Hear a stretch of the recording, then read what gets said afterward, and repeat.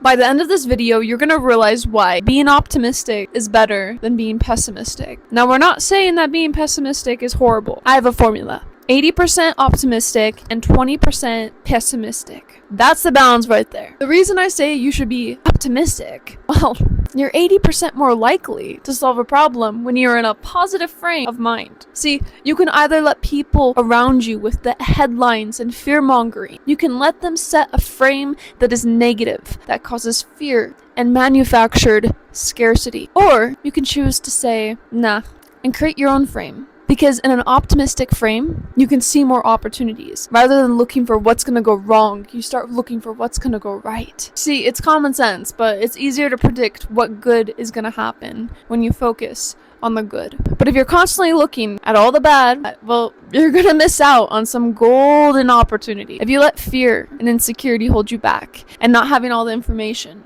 hold you back, well, you're gonna be held back for a long time. It is so important that even when you don't have all of the information, even when it's foggy, it's so important to remain optimistic. But more importantly, optimistic and making decisions even when not all the information is there for you. You may only have 80% of the data and there will be like 20% missing. But that doesn't mean that you wait for 100%.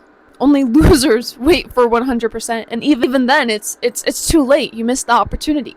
So the best people who get the best opportunities are the ones who make a decision with only 80% of the information. They go for it. Sometimes they're wrong, sometimes they're right. But even in the wrong, they get information. More than somebody who does nothing would ever get. And so make a decision, even when it's not for certain. Make a decision and gain clarity very fast. It will open your eyes. And that is why I implore you to be more optimistic, even if you're a little pessimistic, 80% optimistic, and to make decisions with only 80% of information. And to not be afraid to fuck up, to not be afraid to fall. Because even in that, we gain something. See, the worst failure of all is to not try. So if you're trying and you're failing, well, at least you're not watching. At least you're not debating. At least you're not thinking. At least you are actually playing, moving, making a decision, even when it's scary.